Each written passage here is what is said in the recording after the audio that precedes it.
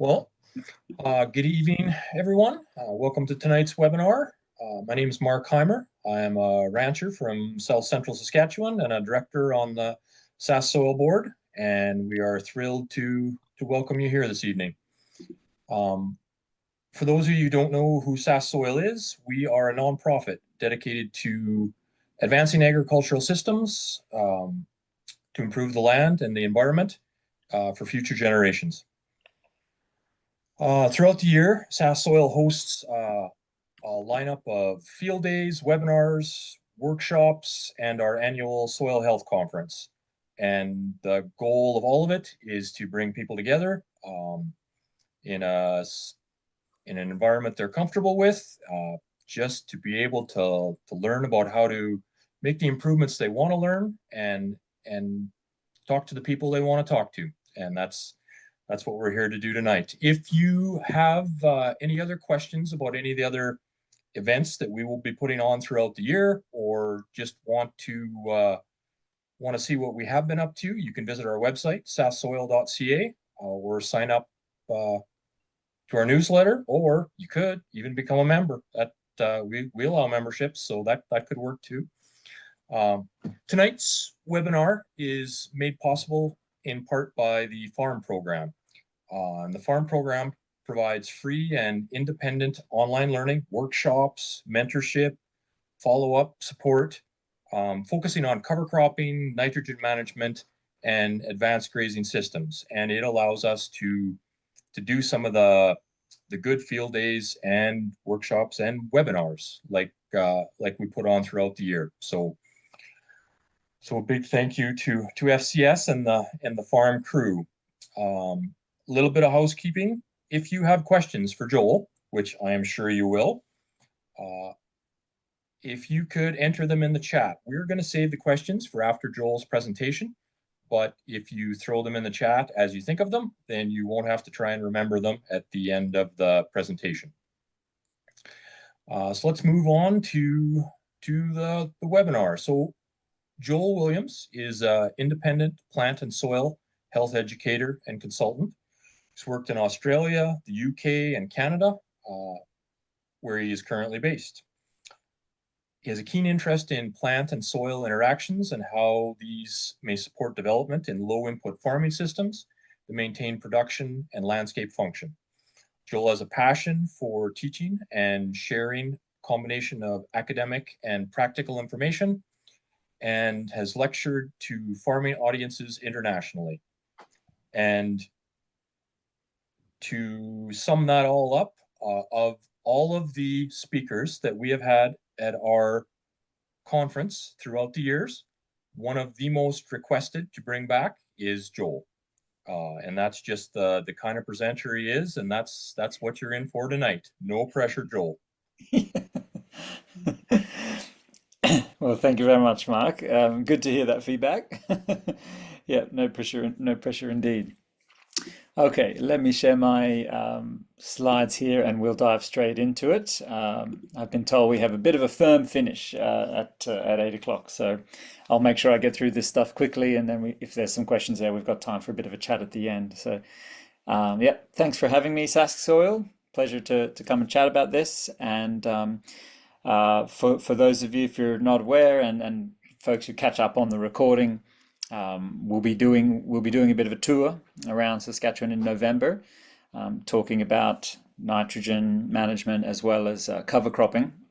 And probably stealing your thunder a bit here, Mark. You're probably going to announce this at the end of the webinar, won't you? But I'm prefacing this because I've tried to build a presentation today that's going to be quite different from the information that we'll bring on tour. So this will be a little taster for folks, and if you'd like to kind of know more and get a bit more into the details and the nitty-gritty, check out the website, the events listings on Sask Soil website, and yeah, we'll be going much deeper into this topic of nitrogen. So okay, so what we're kind of going to cover today is really a high-level fly through a couple of key strategies, key approaches in which we can use to help manage nitrogen. And kind of broadly at the top here, I guess we could also kind of call this integrated nitrogen management. And it's just really that idea of saying, well, look, of course, nitrogen is a very important nutrient, so we want to try and use as many tools in the toolbox in order to manage that nutrient. And so we're going to kind of cover some of these tools in the toolbox through our presentation today, kind of at a bit of a higher level, just kind of skimming through key points of each of these. And then, as I say, in the workshops coming up in November, we'll get right into some of the details.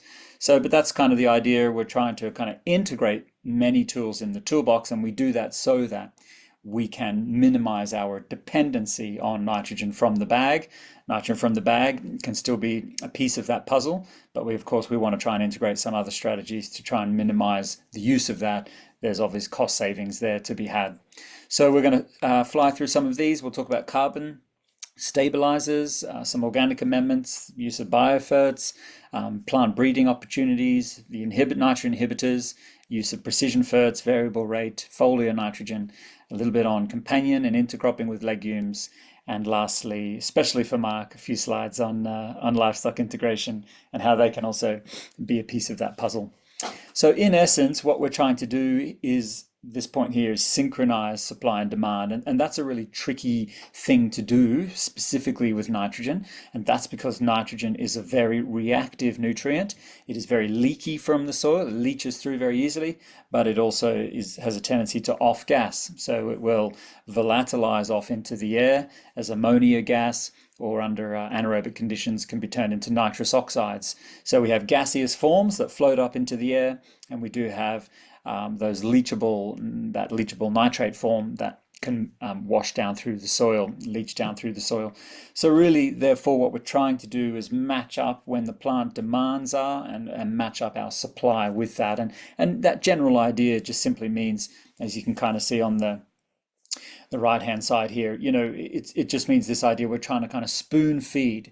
So as we provide a little bit of nitrogen for growth, and then we want kind of a bit more and a bit more to kind of match that nitrogen uptake curve is in essence the idea. So it's just essentially about spoon feeding, and that helps us to minimize the losses. And that's the key thing we're trying to do when we improve nitrogen use efficiencies. Because if we lose less, then we can use less. And again, that's that goal. If we're using less, we're saving money. That's going to improve profitability. Okay, let's have a dive into the carbon stabilizers. This is kind of really just saying, look, when we are still using nitrogen from the bag, how do we use it in the most effective way? How do we improve those efficiencies, again, lose losses, and optimize the use of what we do apply? And that's where carbon stabilizers are really handy. It just simply means combine the fertilizers with carbon source, and that carbon is a big old sponge, and it helps to bind to the nitrogen. It helps to stabilize it, makes it less volatilizable, less leachable. And so here we have a nice kind of visual example of this. Here we have straight urea on the left and urea added to with some carbon added, a brown coal kind of humate added to that. And we're looking at the thickness of the band of the arrow here. So you can see where we have straight urea, we have a thicker, it's high availability, quick release. And sure, that's quick release for uptake, but it can also mean quick release for losses, be that up or down.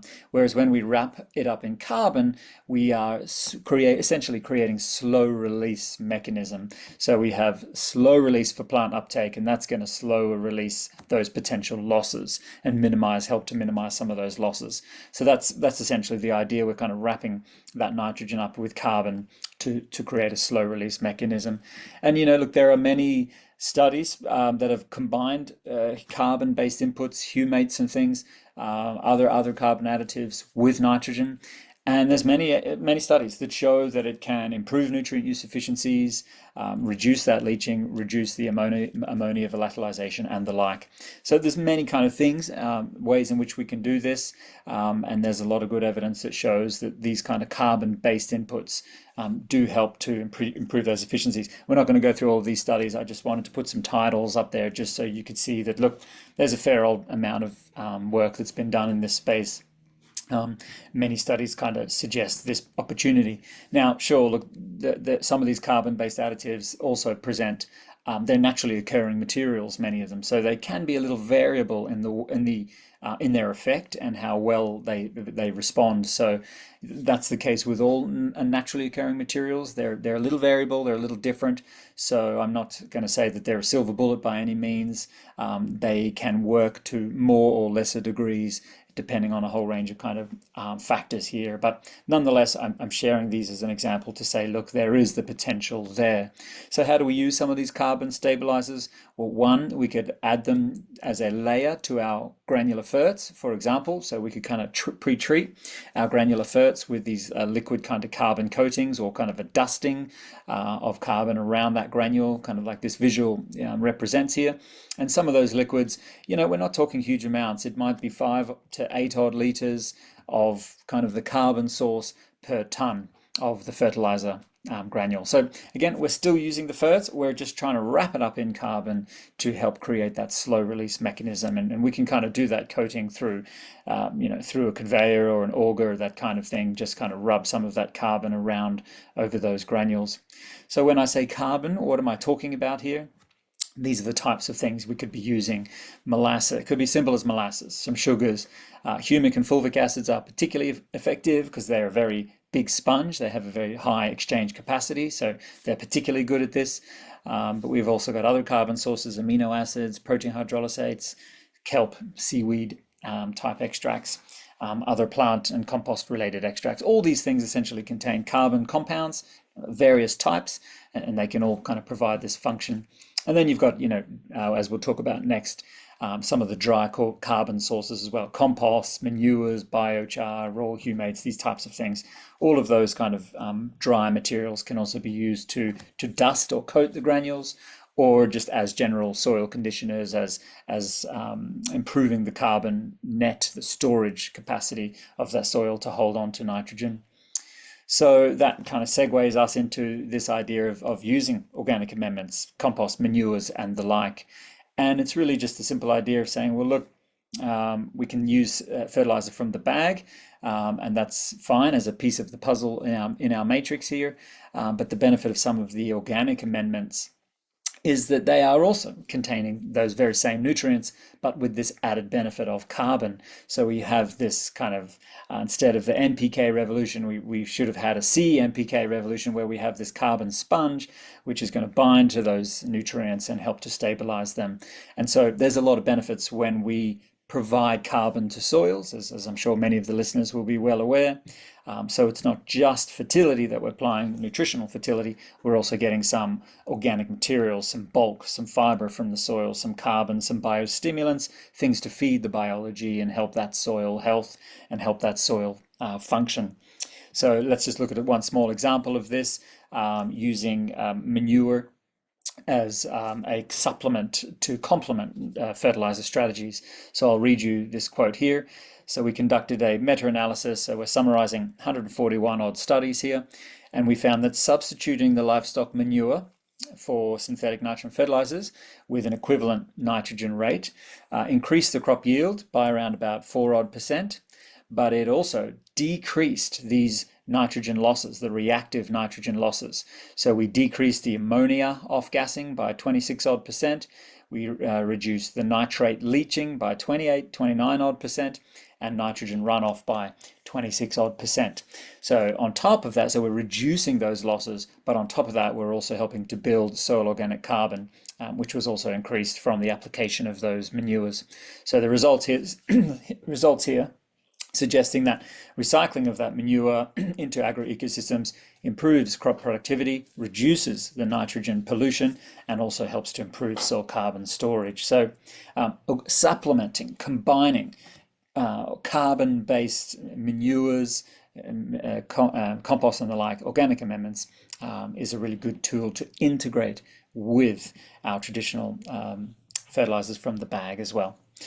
Okay, so then we've also got some of the biofertilizers, some of the microbial type inputs, and we have many bacteria that can fix nitrogen. So of course we're all very familiar with legumes. On the left here, that's the symbiotic bacteria and the rhizobia that associate with those legumes. But we also have some other bacteria that also fix nitrogen. So we have these associative, and these are the ones that are they crowd around that rhizosphere, and so they're not forming nodules per se. They're just living around the rhizosphere amongst the other microbial communities there, and they also help to provide nitrogen to the plant, also through end fixation. And then we also have some of the free living ones, and these are some of the bacteria in soil that don't even need to associate with the plant, and they can still fix nitrogen. So they can use carbon and energy from the soil. They'll use carbon reserves from the soil, and they'll use that for their energy source to then fix nitrogen into the soil. So you've got a range of kind of different bacteria that can do this. Now, sure, it is the rhizobium and the legume partners that are essentially the powerhouse of this. They have the most specialized ability. They can fix the most of nitrogen out of any of these three different types. It is the rhizobium and that legume partnership that are the particular champions of doing this. And the bacteria there are dependent on this important enzyme called nitrogenase. And nitrogenase is a very special compound that will bind to that nitrogen gas in the air. And nitrogen gas is normally very tightly held together. You can see it's got this triple bond, the two nitrogens there, and it's very tightly held, not available to plants for plant uptake. But when that nitrogen gas is docked into this special enzyme, this nitrogenase, what we see is that nitrogenase facilitates this reaction, binding of that nitrogen, and it will help to hold on to that nitrogen where we have some hydrogen gets attached on. So now we've grabbed some hydrogen on there, and now we've weakened that bond between the nitrogen. Now there's only two, you can see there's two bonds. If we add another hydrogen to each of those, now we've weakened that bond again. And when we add another pair of hydrogens, we have now NH3, and we've completely dismantle that bond between the nitrogen, so that these two molecules of ammonia, they can now undock and they are released. And so now we have taken that inert nitrogen gas and turned it into plant available ammonia, which inside the plant rapidly forms ammonium. So that's kind of how that works. And look, there are certain minerals, essential micro minerals, that are particularly important for this process of nitrogen fixation. And of course, all farmers should want to be maximizing end fixation. It's free nitrogen. There's plenty of nitrogen in the air. And so how can we best maximize that process? And, when we talk about nitrogen gas here coming in to the nitrogen kind of metabolic pathway here, there's a couple of key nutrients that are very important. Molybdenum and iron are the big two. So when I mentioned there, this nitrogenase enzyme, that in order for the bacteria to build that enzyme, they need molybdenum and iron. There's a molybdenum-based nitrogenase, and there's an iron-based nitrogenase. So those two trace minerals are particularly important. So just making sure that we are optimizing some of these other essential nutrients for the bacteria, such as moly, such as iron, and making sure that we have adequate supplies in the soil is really important to make sure that they have the resources that they need in order to fix that nitrogen. Now, nickel is also involved, and phosphorus to provide energy for this process. So just as an example, some of these kind of key nutrients are really important, and we could kind of summarize that as this kind of slide here, that there can be certain minerals that can constrain or limit end fixation. So there's those top four that I just mentioned: moly, iron, nickel, and phos. And that's true of all end fixation. But specifically when we then move into talking about legumes and the rhizobia, then these bottom four nutrients are also very important: calcium, boron, cobalt, and copper. So the take-home message here is that if your soils, or if those legumes particularly, are limiting in any of those kind of nutrients there on that list, that can be a limitation to the potential of nitrogen fixation. So again, the take-home message here is just making sure that we use soil analyses, use plant analysis, make sure that we have adequate supply of some of those other synergistic nutrients. And the funny thing about end fixation is that when we enrich the soil with nitrogen, when we apply nitrogen fertilizers, for example, actually this is undermining or undercutting our ability to fix nitrogen. The more the soil is enriched with nitrogen, that sends signals to the plants, who send signals to the bacteria to say, you know what, you don't need to fix nitrogen. I've got enough around me in the soil already. There's already enough there. So this is what happens when we look at, say, nitrogen, the level of nitrogen fixation compared to the soil nitrate levels. As we increase soil nitrate, enrich the soil with nitrogen, that has suppressive effects over the amount of nitrogen that will be fixed by our plants.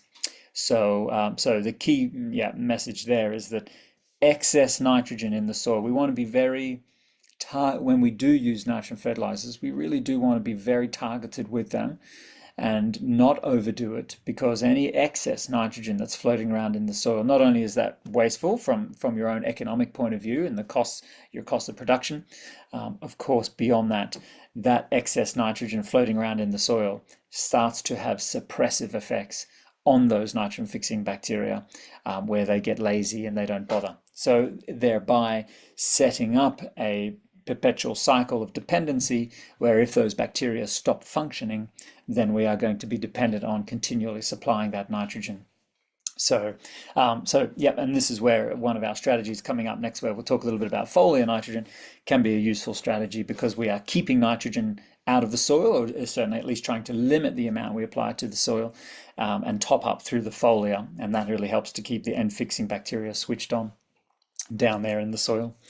Okay, a little bit on plant breeding, and just quickly, I won't dwell too much on this one. It's just to say that, moving forward and in the future, crop breeders and things are looking at some of these traits, and there are opportunities for us to improve our nitrogen use efficiencies. So we can breed things like better uptake, and that might mean breeding plants with better root systems, be that deeper roots, a greater density of roots, and that simply means that those bigger root systems are going to be able to capture more of the nitrogen, take it up before it, say, leaches away or before it's off-gassed kind of thing. And we can also breed plants that have specialist uptake channels, and by that I mean in the roots of all plants they have these transporters or uptake channels where they take up specific nutrients, and these are specialized proteins that lodge into those roots and help to suck up particular nutrients. So we can breed plants that have a high expression of those uptake transporters. So these are things that breeders are kind of looking at. And then you've got other aspects too, once we take up that nitrogen, how efficiently the plant utilizes that nitrogen. So we can improve plant nitrogen metabolism. We take it up, and then how it is converted, for example, into chlorophyll, how it's converted into proteins and other organic molecules, improving the genetic expression of the plants that code for the enzymes that support those reactions. We can kind of upregulate these processes in new varieties, and that can ultimately help to also move that nitrogen around, make use of it, store it, send it to where it's going, convert it to proteins, all of these various different processes that plants do and use nitrogen for. So there's opportunities there. And then microbial associations. There's plenty of studies that show that many of our modern plant varieties are having a less and less ability to associate with soil biota. And this is true of a range of different microorganisms. There's a lot of studies that show, for example, modern varieties have less associations with mycorrhizal fungi, but we also have examples of modern legumes having a lowered capacity to associate with the rhizobia and therefore fix less nitrogen. So some of our plant breeding through the last many decades, which has had different goals. It's been about focused on increasing productivity or disease resistance, various kind of breeding goals. Some of those breeding goals has come at a cost or a trade-off to these stronger associations with the soil particularly microbiology. So our plants are becoming less and less dependent on those organisms, and we want them to remain dependent, because then those organisms will provide that nitrogen for us, provide those resources and services for us, so that we don't have to be using so many external inputs.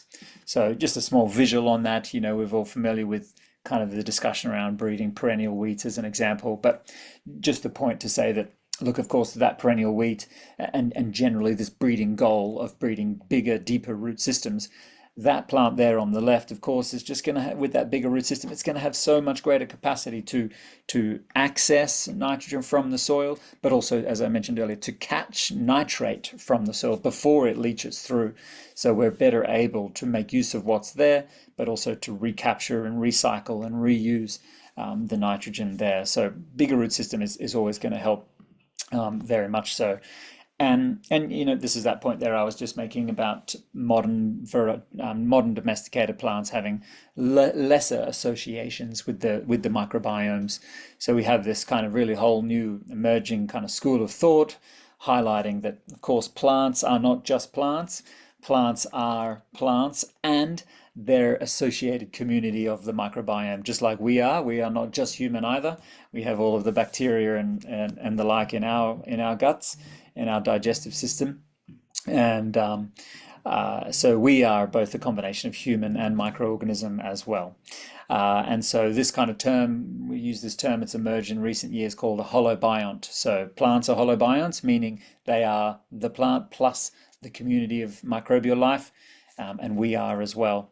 So through modern breeding, we have been neglecting this. We haven't really been thinking or focusing on this, trying to breed plants that have a strong association with that microbiome. And there's a lot of opportunities there because that microbiome can do a lot of really good, useful services, and provide functions to the plant, and very much impact and influence how plants grow and how plants develop. And this is just a nice visual of this. You know, we could take the same variety, so the same genotype, the exact same genetics of the plant, we could put that into two different growth conditions, two different treatments, so to speak, where we might have two different soil microbiomes, different kind of biological community structures, and therefore composition, and therefore different functions and abilities that they have. And those organisms, those different kind of balance of organisms, as they function, as they grow and do all the things they do, you know, they're helping, they excreting all sorts of various byproducts into the environment, things that stimulate plant growth hormones, other stimulants, etc. And that influences the expression of the plant genetics. So here we're saying, really, even if you took the exact same variety, the exact same kind of the genotype, that we can turn that into a very different expression, a different phenotype with different communities of microorganisms. Some of those, for just a visual example to explain this, but you know, some of those might induce more above ground biomass, big leafy growth, etc. Some of those organisms might be releasing lots of auxins and other rooting stimulants and encourage a much more of a rooting growth. So I'm just pointing out that despite the plant genetics being identical, the expression, the manifestation of those genetics, the activity, etc., can be very, very different, and can indeed be steered and guided by the microbiome. So again, there's real opportunities there to breed plant varieties that have stronger associations, that have a stronger ability to fix nitrogen, and therefore reduce our dependency of that. Okay, nitrogen inhibitors, I won't say too much on these, just to say that, you know, they're also an additive to nitrogen fertilizers that's gained a little bit of traction again in recent years, something that's being mandated in some countries as well. And look, I'll be honest and say I have mixed views on these. I'm a bit on the fence. They certainly do what they say on the tin. They do really help to prevent some of those losses. They do help to reduce nitrate leaching. They do help to reduce ammonia off-gassing. So they certainly are effective, and they do a very good job of that. And so that I support.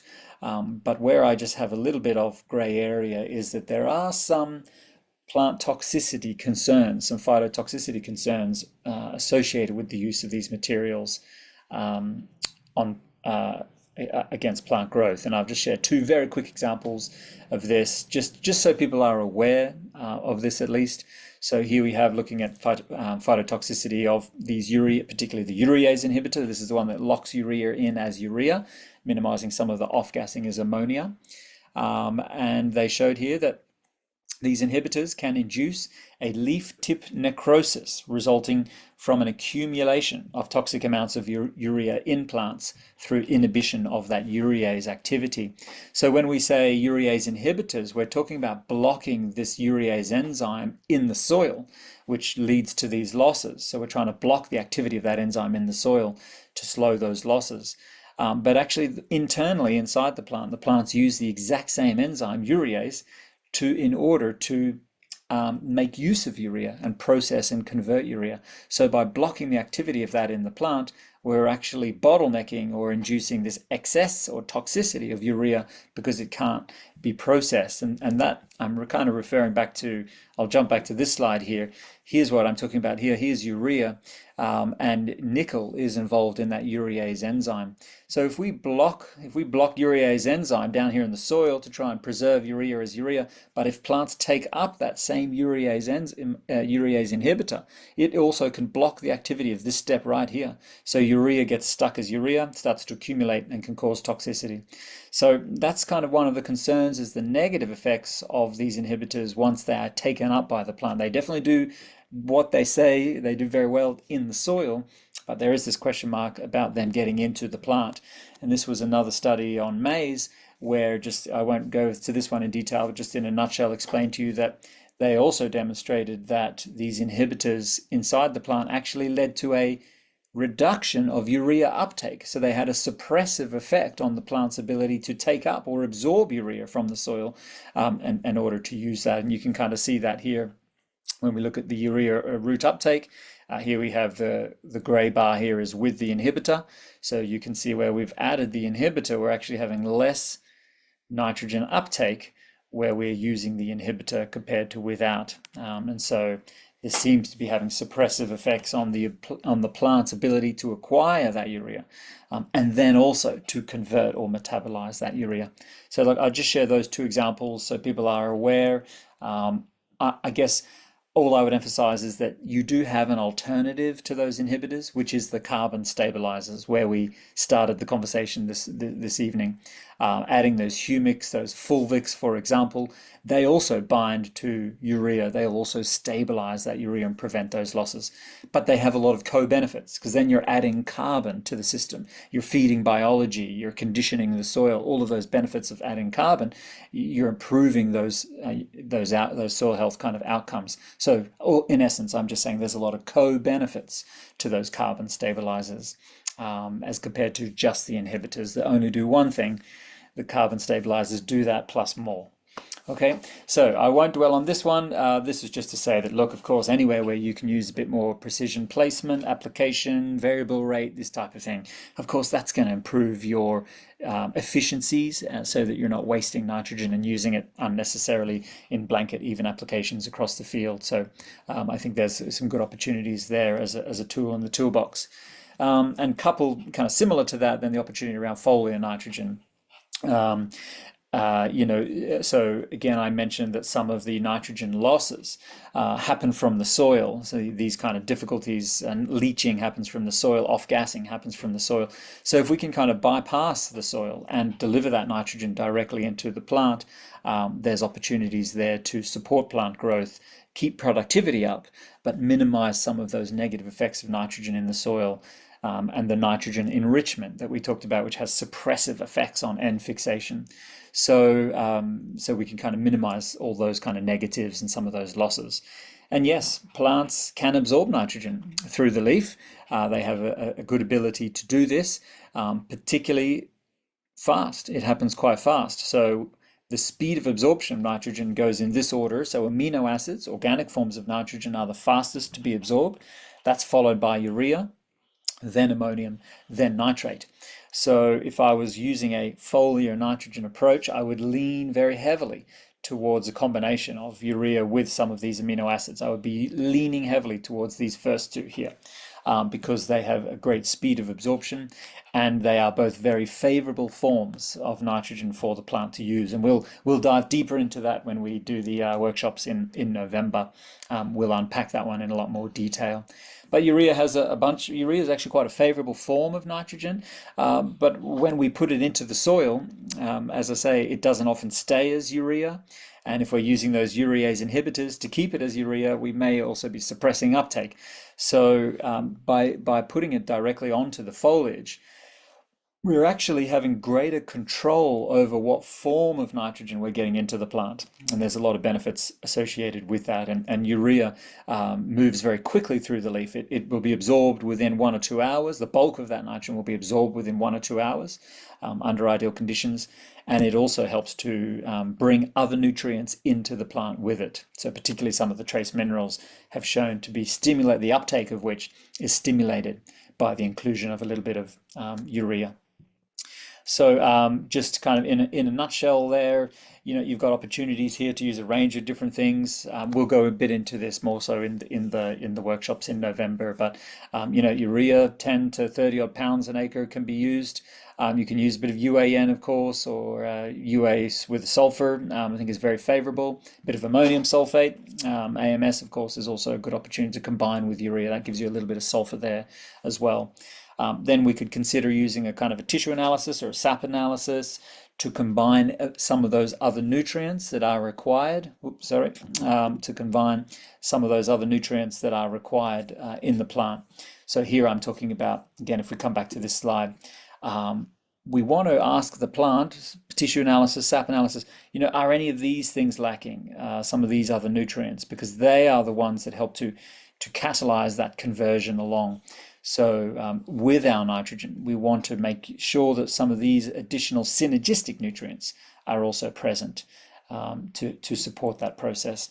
And then we want to add a little bit of that carbon source, so the carbon stabilizer, as I mentioned, could be beta molasses, could be a bit of fulvic acid, could be a bit of amino acids, a little bit of pH manipulation. So your foliar sprays are generally going to work best around that pH of 5 to 5.5 in that kind of window. So something like a little bit of citric acid just to bring that pH down. And maybe a wetter sticker, that kind of thing.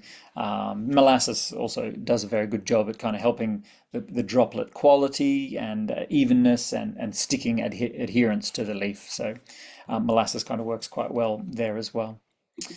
All right, so what about using legumes and some other bit of diversity to kind of help manage nitrogen? Let's wrap up our conversation with companions, and then we'll say a few quick things on livestock integration as well. So of course, legumes are very special. They have this ability to fix nitrogen from the atmosphere.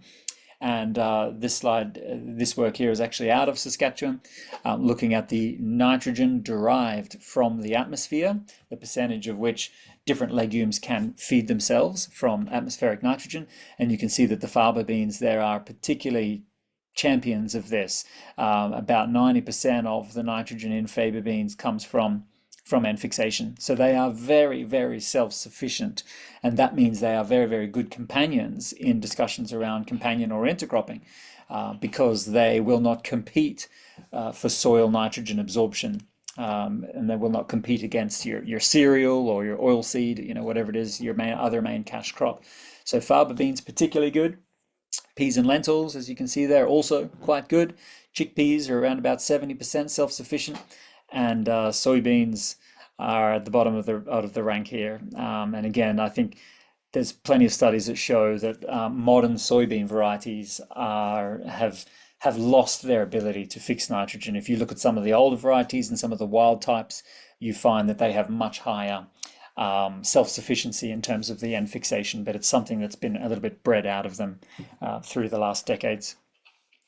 Okay, so now legumes, when they fix that nitrogen in partnership with the rhizobium there, some of that nitrogen can also be shared to the other cash crop.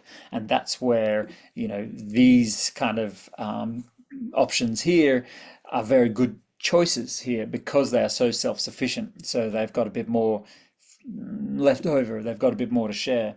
And so yes, nitrogen can be shared from legumes to the cash crop in real time. Okay, so I'm not just talking about upon death and decay, and in the next year's rotation, I'm saying that actually some of the root exudates from legumes are amino acids. So all plants will excrete amino acids as root exudates, and those are organic forms of nitrogen.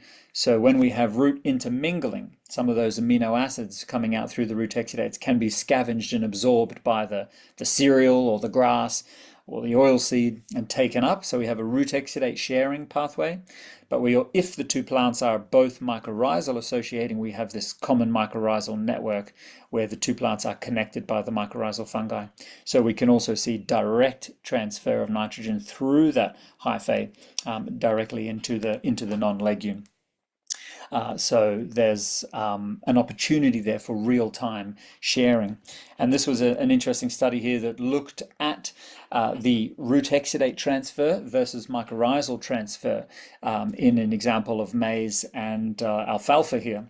And they found that under low fertilization regimes or under low soil nitrogen conditions, the mycorrhizal pathway dominates. So when we do have kind of low soil nitrogen or low fertilization rates, it's that mycorrhizal pathway that's the most predominant in sharing nitrogen from the alfalfa to the maize. But in soils where we have a bit higher enrichment of nitrogen or higher fertilization rates, it's more of that root exudate pathway was the more dominant pathway for sharing. So I think that was really interesting, just to show that there's a bit of context dependency there. It depends on the inherent soil conditions as to which pathway might be more or less predominant. So that's an interesting example there. And then we also have this one looking at brassica legume combinations. And as many of you folks may be aware, the brassica family, they're very good nitrate accumulators specifically. They're really good at sucking up nitrates. And that's a really valuable way to get those nitrates out of the soil and into the plant biomass, where those nitrates are not going to be prone to leaching. And so they did a neat study here of looking at a monoculture of brassicas, and they measured that nitrate depletion, so kind of capturing those nitrates and storing, etc., keeping it out of the soil and holding it in the body. So they compared a monoculture brassica, who's a specialist at doing this, and they compared that to a companion of brassica and legume. And they found that the companion of brassica and legume actually achieve the same amount of nitrogen drawdown. So we're sucking the same amount of nitrogen up. And it was, what was the number here? It's about, reducing soil mineral nitrogen levels by an average of around about 59%. So reducing soil nitrogen, we don't want too much nitrogen floating around in the soil. That's where it's going to be prone to those losses. So both these monoculture specialists was able to reduce it by around about 59%, and our companion of brassica and legume also did the same. But where we had that legume, of course, we have a legume in the mix. And what's legume also going to be doing? It's going to be fixing more nitrogen into the system, through those nodules. So we had an additional co-benefit of further green manuring effect, further end fixation. So not just nitrate scavenging, we're also adding more green manuring effect, whereby the mixture there with the legume added 22 kilos of additional nitrogen compared to the brassica, which only added 8. So we got a combined effect of nitrate scavenging plus green manuring, co-benefits, and that's the beauty of a little bit of diversity in the system. Okay, last one here. I've just only, sorry, Mark, I've only got 2 little slides to share on this. But if folks want to ask some questions and talk about livestock, we can. So what are the opportunities for livestock? I mean, the obvious point here, particularly in a cropping context where you've got, residues and things, we can, or you've got opportunities there for late season covers and fall grazing, and we can eat those late season covers. We can eat some of our crop residues, and we can cycle some of that nutrients through the animal and spit that back out through the manure. Livestock, they are the ultimate nutrient recyclers there through their digestion process. So we can return some of that manure back onto the soil. And of course, not only are we supplying nitrogen, but we're also supplying some of that carbon, that organic material, which helps to stimulate soil biology as well, and supports soil health. So livestock are an excellent way to supplement, and use of manures to kind of supplement the soil nitrogen levels and stimulate soil biology and soil health at the same time. So this was just one small example looking at a grass legume mixture. And of course, we would like to go even further beyond into multi-species pastures, not just grass legumes, but hey, compared to a monoculture grass, having a little bit of legumes there are beneficial. They do help to provide that end fixation, but they do a whole lot more than that. Legumes are not just good for end fixation. They're really good nutrient scavengers. They solubilize calcium. They're very good at solubilizing trace minerals. They bring those up into the biomass. When the animals eat that, of course, they're getting better nutrition. So improving the protein, the quality of the feed, but particularly some of those minerals are also improving the dietary outcomes and therefore animal performance. So we're getting a whole range of benefits to those legumes as well. It's not just about the fact that they fix nitrogen, but nonetheless, that is a big piece of the puzzle. And here we're looking at comparing the nitrogen fixation potential here under monoculture legumes versus legumes plus a grass. And what they found is that actually that in the mixtures where we had legume and grass, that actually those legumes were fixing more nitrogen. So we had greater end fixation in the mixtures as compared to those monocultures. So under a mixed legume plus grass, and we see this also with cereals, a legume plus cereal, the legumes will fix more nitrogen. That's because the grass and the cereals, they keep depleting, they keep scavenging and absorbing nitrogen from the soil, and that keeps the legumes working hard and fixing more and more nitrogen. So they showed that the mixtures here were able to fix more nitrogen, but they also showed that once they, of all of the nitrogen that they acquired, that the mixtures were able to convert that nitrogen into more plant biomass as compared to either of those monocultures. So we had better utilization of the nitrogen that was fixed and scavenged from the soil, better conversion of that into biomass. And our last one here, looking at a little bit greater plant species diversity and looking at the effects and how this also relates with nitrogen fertilization. So, the real opportunity of livestock is that you can have much greater plant species diversity. You can have multi-species pastures, mixed swards, etc. And you've got opportunities to bring all this diversity of plants in, including some legumes and others, and they all work synergistically and support soil health processes, support end fixation, support production, and that, again, that's going to mean you're less dependent on those fertilizer inputs when that diversity of plants is helping and supporting all of these whole function of nutrient cycling and end fixation, for example. So what they did here on this study was looking at then the impacts of nitrogen fertilization on these various monocultures versus mixtures. So we were doing a couple of different treatments here, 3, 4, 6, and 8 species, and we were looking at the impacts of zero nitrogen application and the impacts of 150 kgs of nitrogen on these two treatments, on these various mixtures. And I'll just read you this quote here. What they found is that manipulating the species richness, so the plant species, increasing the plant species diversity, had a positive effect on the dry matter yield and produced a better quality forage compared to the single species swards. Particularly, it was the protein levels in our mixtures that was significantly greater versus the monocultures. But when they looked at the impacts of that nitrogen fertilizer rate, when we went 0 versus 150, what they found here is that the nitrogen fertilizer had a positive effect on those single species swards yields. So under monoculture, nitrogen had a positive effect on the yield, but nitrogen application actually decreased the yield of the multi-species swards. So we had some kind of suppressive effects of that in nitrogen enrichment on the more diverse mixtures. So again, that's just kind of supporting that point I made earlier, that enriching the soil with nitrogen can actually begin to undercut some of that potential of end fixation, but also undercut some of the other soil health kind of related processes. So it's not just that the opportunity exists here for you to kind of save a bit of money and use less, it's actually that you actually want to. as this study shows, because you're actually going to do better the more you can kind of dial that down, particularly in the more diverse mixtures like this. I know that this is a pasture example. That's what I just said is maybe a little bit different when we talk about a cropping context, but certainly in a pasture context, it appears that there's real opportunities there, not just to use less, but actually it's actually in the favor, and not just of your economics, but it's also in the favor of your productivity as well. Okay, so that's where we started. What we tried to do today in this kind of very quick lecture is just kind of skim through a range of different strategies and opportunities. There are many pieces of the puzzle. Maybe not all of these are relevant to you, but some of them will be. And that's that idea of integrated nitrogen management. We want to bring together as many tools as possible. And so from this list, look, you cherry pick the ones that maybe are most relevant. You want to try and bring them together into an integrated approach. And when you're doing lots of little bits of these strategies, ultimately that's going to help you and contribute to better soil function, better nitrogen supply, and all of that is going to mean less dependency of that nitrogen from the bag. So try and integrate a few of those, and we took a bit of a tour of those in today's lecture. Okay, thank you very much, and if there's any questions, we can have a little chat now.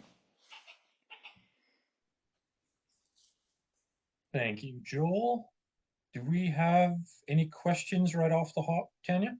There aren't any just yet, no. All right, that's fantastic. Then Joel's at my mercy. So Joel, recently incorporating a perennial rotation into crop rotation has become kind of trendy. And obviously, the best case scenario is to incorporate a grazing regime in there to cycle nutrients, because I mean, we're all familiar with cows just make the world better. But for farmers who are concerned, who aren't interested in owning livestock or are concerned about all the implications aren't involved with livestock, how would you suggest a short-term perennial rotation inside of a cropping rotation could be done to kind of benefit the soil and maybe even break up some disease? Definitely. Now, yeah, you're right. I think for cropping farmers, this is really why they should really consider livestock integration, soil health principle, is because putting a perennial phase into an annual rotation has a lot of benefits for soil health, for soil restoration, for restructuring, for nutrient enrichment, etc. Lots of good reasons. But and when you kind of lift fertility and build fertility, when you go back into a cropping rotation, when you go after a perennial phase, those cash crops are going to perform very well. They're going to need very few inputs. The fertility's been lifted, the soil's been restructured. You're going to find that those cash crops are going to thrive really well, and you're going to recoup some of that opportunity cost that you lost in terms of putting in a perennial phase. You're going to recoup some of that in good crops, which are going to need a lot less hand holding, and they'll perform very well with very low input. So there is that opportunity there to regain. But that said, I know there is that opportunity cost, and that's a bit of a hurdle for a lot of cash crop farmers as well. And that's where, look, if you can get on board with that livestock integration phase, at least you can use animals to harvest some of that biomass while you're doing that soil health restructuring and fertility building. The best way to at least get some income off that is with animals. So maybe pairing up with, if you don't do it yourself, pairing up with neighbors, etc., and try and get some economic benefit through the grazing. But if you can't do that, I would just say I would still just like cut and bale. You can still sell. You can still get some income through cutting and baling and harvesting some of those perennial phase. And that's not all bad in terms of nutrient offtake, because actually a lot of the benefit that you're getting during that phase is from the activity of the roots. It's the root mass, it's the root restructuring, it's the root exudates feeding the biology, encouraging that nutrient cycling, getting those roots deeper down into the soil, so that you're lifting subsoil fertility, bringing it back up to the surface and depositing at the surface. So there is opportunity there to actually increase the soil's fertility through those perennial phases. So yeah, for farm, look, I would encourage, look, try and get livestock and team up with a neighbor if you can't, but ideally, but if you just can't, then look, I still think there's good opportunities to take problem fields. If there's weed pressure, herbicide resistance, compaction, give them a perennial phase, address that soil constraints, at least get some income from maybe cutting and baling, and then going back into the cropping phase. Great, thank you. We do have a question now. When we see excess nitrogen, we see more weeds like kochia growing to take advantage of it. So by applying less N or planting intercrops using N more efficiently, then we should see less of N-loving weeds. What are other ways to cycle nitrogen more efficiently? Yeah, you're absolutely right. Those if it's those particular weeds that are designed by nature to mop up that excess nitrogen, that's why they're growing there, and that's what they're indicating. So indeed, the examples you've given are spot on, and yes, you're quite right. The more we can keep soil nitrogen levels down, that's not gonna create the signal, the indicator for those nitrogen soaking up nitrogen species, those specialist nitrogen accumulators. It's not going to send the signals for them to germinate and for them to be as prolific or grow with as such vigor as they do. So yes, you will see lower weed pressure through that process. Absolutely.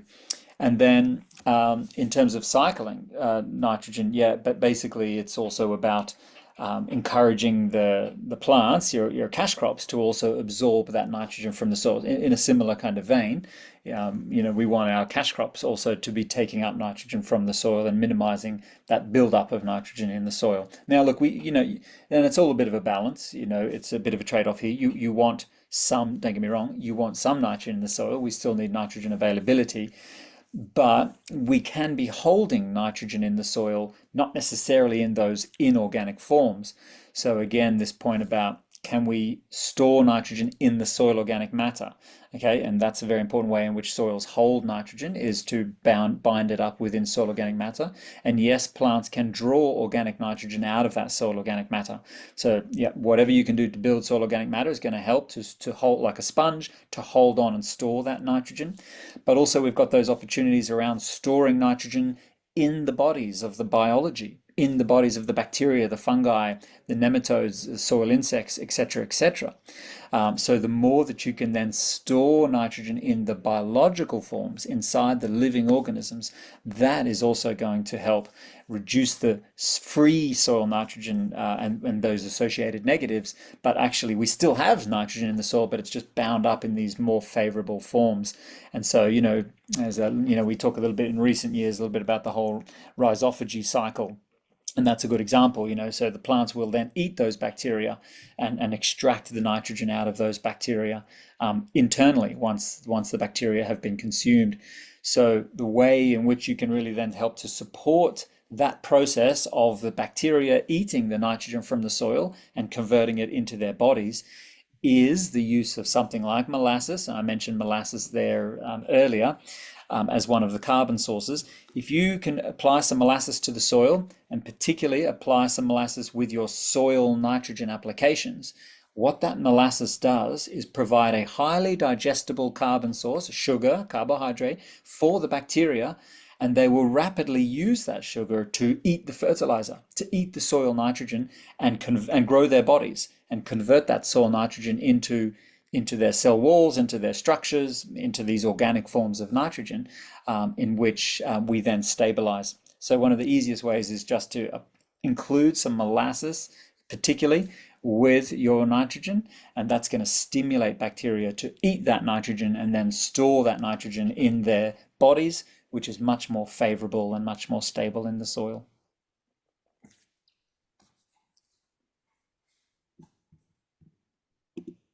All right. I think, does that take us to, do we have any more questions, Tanya? There aren't, no. There are no more questions. Well, that's probably just as well, because we're dead on at 8. That is some excellent timing there, Joel. That's dead on. Well, Thank you to everyone who attended tonight. And thank you very much, Joel. We always enjoy having you here, and so much so that we are going to grab you for a legendary road trip around Saskatchewan this November. And we're going to dig deep into all of these topics, and basically the whole purpose of this almost over a week long event is to see if we can stump Joel and ask him a question that he doesn't have an answer to. I haven't seen it yet, Joel, but we can try. There's many things that I do not know. I promise you that. Yeah. All right. Well, we'll do our homework, and as far as I know, I believe that wraps everything up for tonight. We have another webinar scheduled for October 30th. We will be hosting Kevin Elmy, and we'll be talking about cover cropping. So anyone who's interested can join in on that. And we will also have this this conversation with Joel, as well as all of the other webinars that we've done previously on our website, I believe, or on our YouTube channel. The videos are on our YouTube channel. YouTube channel. All right. I was just making stuff up, and thank you, Tanya, for pointing people in the right direction. All right. I believe that is a wrap. Thank you, everyone, for joining us, and have a great evening. And I hope to see you later this fall, either with Joel or at a conference or a workshop near you. Awesome. Thanks very much for having me.